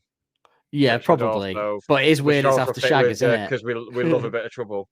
There's been a few near misses of sexual innuendos in this, and there's got to be one. Well, He's got to I know think it's a- somewhere.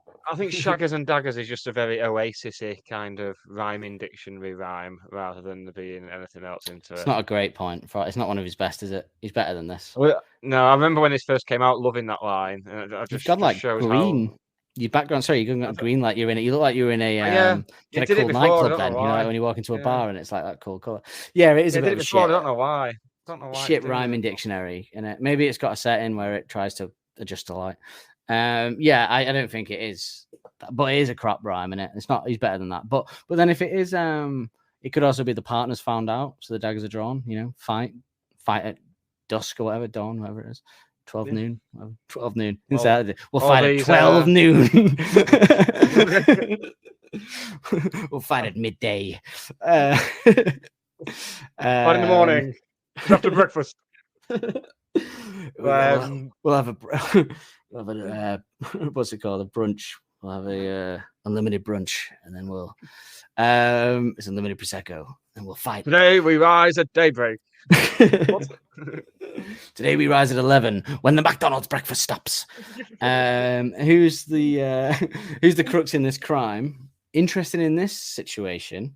Again, is it the single guy seducing? Is it the woman doing the cheating? Because she's not, even though he seduced her, she's not completely innocent in this. You can always, no matter how seduced you should be, if you're married, you should always say no. No circumstances allowed. Just say no. Just say no. Which I think comes from relationship. Unless you're in an open relationship, which these days, plenty of people are. Although I would say with that, it is I used to say it's not. I used to say this thing where that was like, even no matter how good the relationship was, I would never be able to say no to someone offering it. It was something silly I used to say when I was younger.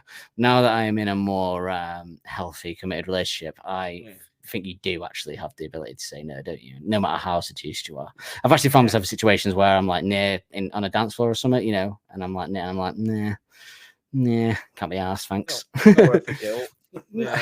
Worst thing we did was developing a conscience, wasn't it? Well, yeah. I imagine the actual. I've never done it. I mean, I've done it before where I didn't care, but doing it now in a healthy relationship, I imagine it's a moment of pleasure followed by a moment of deep regret and guilt. I think if you don't feel guilty afterwards or depressed about it, then you shouldn't be in that relationship because you don't care. I don't think the ending would be as pleasurable as the start there. No, it wouldn't, would it? But yeah, he says, well, you'll be able to boast of the day of the... I like this lyric. You'll be able to boast of the day of... Another tricky word thing that you'll be able to boast of the day of the most flawless heist of all time. So I imagine that's how he'll brag that he easily orchestrated stealing someone ex's girlfriend. That's him bragging about doing this, basically, which is even worse to do that. But yeah. Now, the last bit is interesting, I think. Very interesting. I think these are the most interesting lyrics in there. He says, you knew that it'd be trouble right before the very first kiss. Quiet, unassuming, but you heard that they were the naughtiest. So you knew that this would cause so much shit even before you did it. And it's just like, because even though she's a quiet and unassuming girl, you've heard that she was good in bed. So you're intrigued? Or is it her? Is it about her? As in, like, she's saying, like, she was intrigued. Yeah. She had her head turned because she was intrigued. Could be either or he's talking about her because people always say, don't they, the quiet ones? They're the ones in bed. They're the sexual deviants, the quiet ones. You have to watch out for the quiet ones. Which, in my experience, yeah. Usually the most flamboyant of women are usually disappointing. Yes. Yeah. Starfish. Yeah, all talk. Is what I believe they call it. And men, I imagine. The men that probably give it out the most is macho and women and that. They're probably, I would imagine, very selfish lovers is how I would always say it. Maybe I'm wrong. Maybe I'm just trying to make myself feel better. No, I think we put a good shift in, don't we? I'd imagine. You got to with us, It's easy when you're good looking and you get women. We've got to put a good shift in to get good ratings. Gotta get the word out. We're just happy to be in that whole arena. Ultimate effort. Yeah. I think I always put a good shift in. I think. I think I do. Yeah. Yeah, solid. She pleaded solid. One thing She I'm good pleaded, and I wish you're they'd not allowed leverage to it do into it. a job. Yeah. You can. It's called Rent Boy. She I've got a pleaded license. with you. I've my license suspended. You really have. She pleaded with you to take it off, but you resisted and fought. But sorry, I love this. But sorry, sweetheart. It reminds me of a film. But sorry, sweetheart, I'd much rather keep on the balaclava. It's like in the film, like for smoking my day. I don't give a damn. Yeah, which as you know, I watched all 4 hours of that just to get to that. Sorry, and I I have to admit, it's a trying film to watch. It's not. It's hard to watch in the modern age. It's very racist and very difficult in that sense. But I thought, is it going to be worth it just to see this bit? It was worth it. It was worth it. Just like, I don't give a damn. And it was 4 in the morning. And I was going, that's the line. It was absolutely worth it. Yeah. Don't think I'd watch it again, but I'm glad I experienced it. Sorry, sweetheart. I'd much rather keep on the balaclava. Closing credits. Give me my Oscar now. I love that line. Yeah, so she's begging him to remove the mask. So that's like, be with her, whisk her away. You've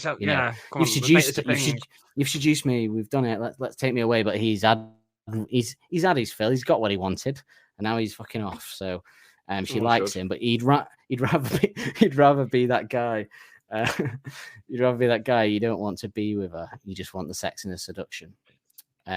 So here's a question for you, Nicholas Oli. Just Nicholas O'Malley was the natural next bit.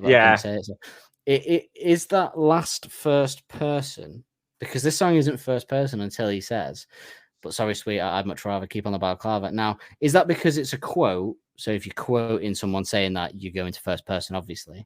Or is it Alex revealing, as he has many a time in the songs, that the song is potentially the character is him?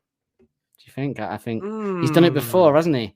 He's done it before, but was he like this? I don't know. There was that interview I saw with them around this album where they were kind of alluding to the fact that they were getting a plenty in between whatever people say on this album. Yeah. They were knocking plenty of boots.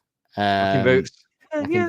Although when did he get? He must have got with Alexa at some point during this, but I don't know. It was around. I think it was post this coming out though. I'll have to look into it if I cared. We're not here for that. We're not fangirls.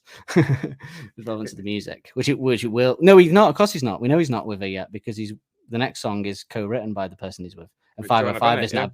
And 505 isn't about her, so we know he's not during the production of this. So, but he did have a girlfriend. He must have done a lot of shagging in a very short space of time because this album is out fairly quickly after whatever people say I am. So there was a lot of nights. But I imagine, to be honest with you, if I was in their shoes and they were probably on tour for about 4 months, I'll be having a different one every night. I'll be honest with you, Nick. I bet it was one every night. That spelling between the two albums must have been like. I was trying to have a different one every night then myself. You know what I mean? But I didn't have the weight of being in the Arctic Monkeys behind me. So I imagine there was one every night. That tour bus was a rocking. With plenty of cocking. So, we had to get crude, as we've alluded to eventually. But yeah, I think it could be a bit autobiographical, or it could autobiographical, but it could be just a quote of the character saying it. So again, frankly, my dear, I don't give a damn. I just want to keep saying that now. So, but yeah, I think lyrically, again, that fucking guy on the worst list going, they're a bit too old to be talking about running around neighborhoods and robbing places. It's like, oh, it's not what it's about, is it? What does he think? Right, I get it, right? He hasn't looked into it and doesn't get that it's a metaphor, right? But what does he think then? The line, "Now the shaggers perform" means. That was my first clue when I first listened to it. That there's some kind of metaphor in there. Yeah. Idiot. Right. Anyway, he lost me there, and then he lost me with fucking sculptures and everything for the road and everything else. It's 2013 all across the galaxy. I love them if they just re-release that every year with the year changed. Yeah. It's 2023 all across the galaxy. See, if they're going to do it, this is the year to do it.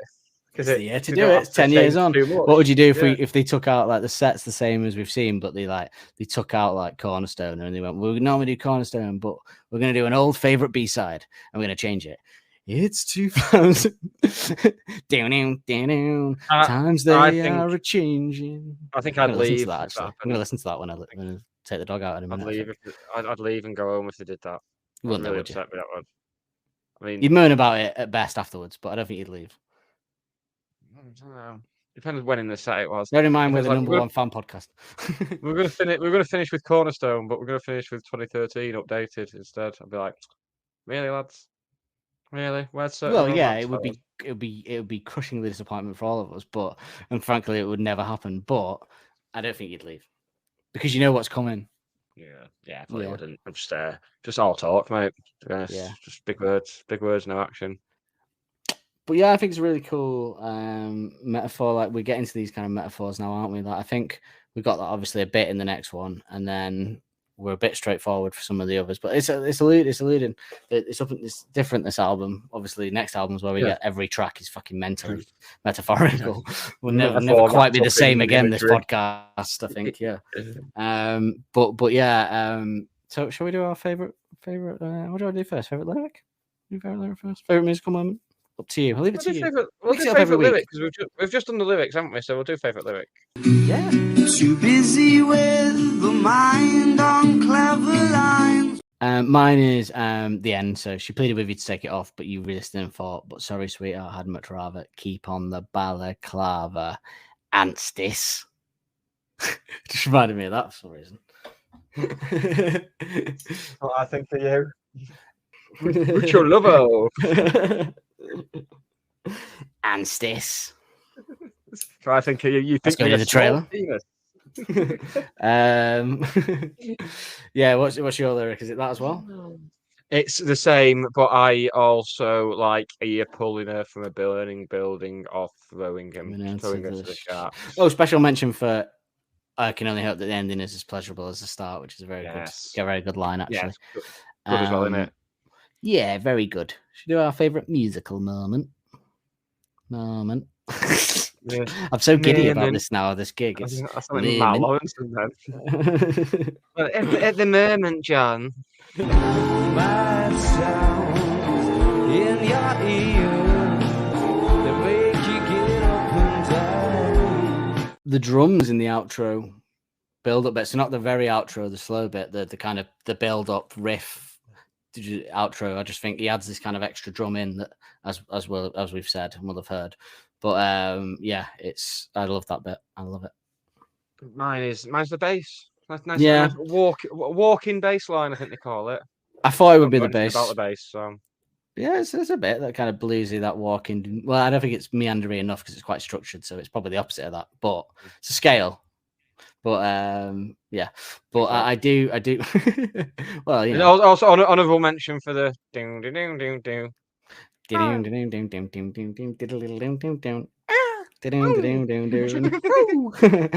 Sky rockets in flight. Afternoon delight. Another innuendo filled song. Yes, well, thanks yeah. Arrested Development for pointing that out. Funnily enough, that was a big resurgence that same year when Arrested Development and Anchorman used it, didn't it? That one year, that song suddenly came back to life. It had been gone for 30 years. Funny that, but everything's the cyclical nature of the universe. Which we live. Yeah, I thought it was going to be the bass, but it was. Yeah, I love that outro. I think it makes the song that bit. It just makes it a better song than D is for Not Dangerous Animals, according to that company in the top 10. Kids throwing stuff at the others. The kids throwing stuff at the others. Yeah, no, great. I really like the song, but as we said, it's not like a classic, but this album has plenty of those, so we're fine. And next week in particular is going to be great. And we did change it. Everyone listening to the Teddy Picker episode will have heard us say Only Ones Who Know was the night before the gig, but circumstances, I don't want to say fortuitously because it was people's illnesses, but things move. No, but it's week as well. It's fortuitous in terms of we get to do First Night Lesson the night before the gig, which is way more exciting than doing Only Ones Who Know, which I love, but First Night Lesson is cool and potentially going to be on the set list. So So yeah, very exciting, and we'll be able to talk about timing, set yeah. lists at the start of the episode and everything. So yeah, very exciting. Oh. Woo! I'm so excited, and I just can't hide it. I don't lose control. She's lost control again. What a mashup! Get on that, DJs. That will not sound as good when you No, when you hear actually that mix that will it. not sound as good as you thought. A lot easier without any of the other elements apart from my voice, isn't it? I came up with a really good mashup actually, which I'll send it to you after in WhatsApp. Okay. Was it I Predict a I'll send it Riot up. and I Bet You Look Good on the Dance Floor? No, because I'm not a wanker. I mean, I am, but that's not the reason why.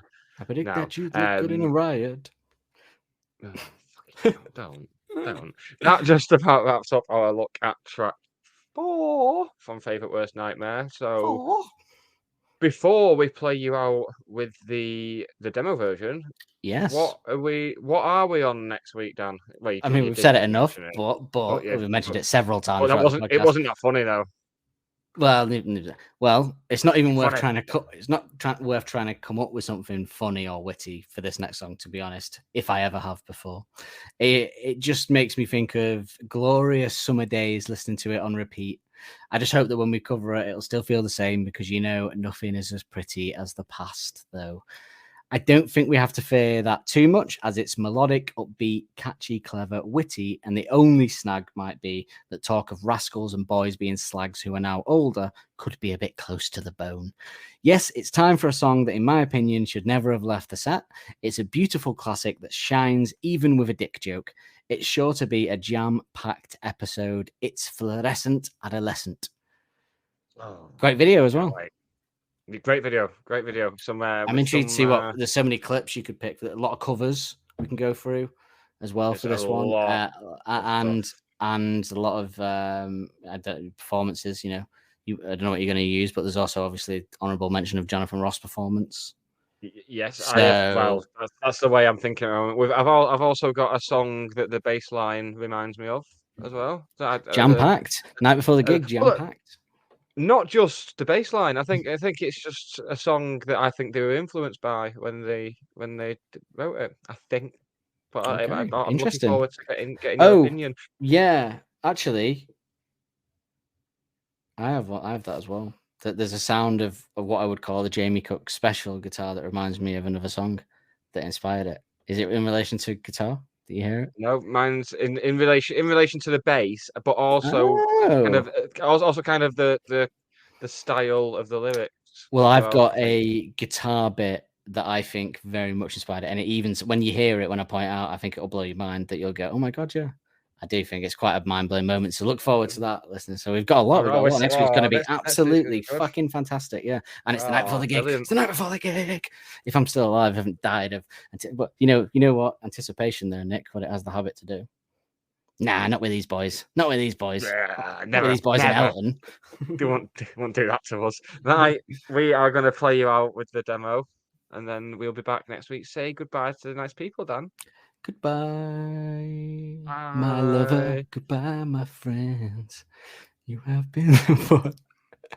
I'm putting that out just You've been the one for me.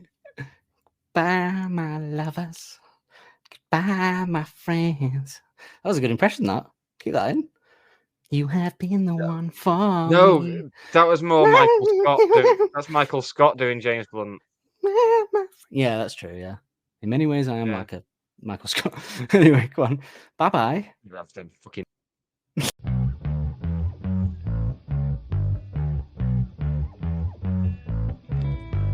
Running off over next door's garden before the hour is done. It's more a question of feeling than it is a question of fun.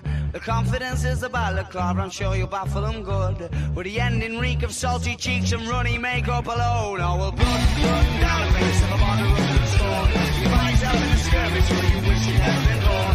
You tie yourself to the tracks and there isn't no going back. It's wrong, but we'll do it anyway, so little less trouble.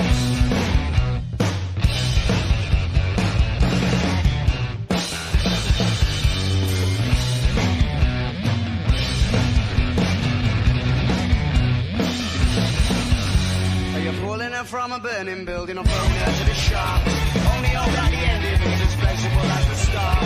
Confidence is the battle, God, I'm so back.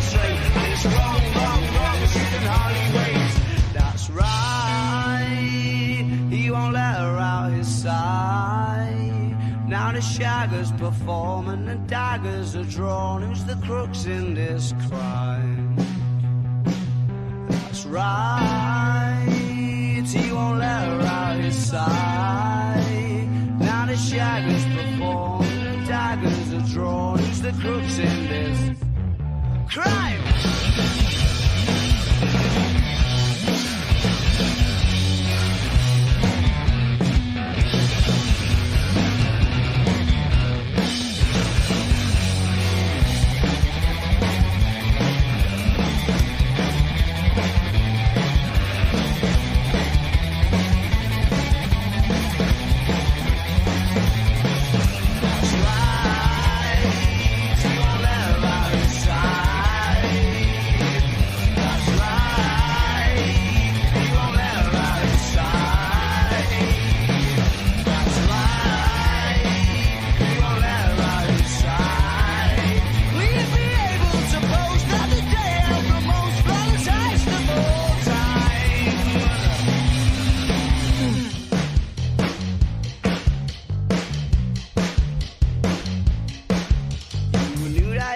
Trouble right before the very first kiss.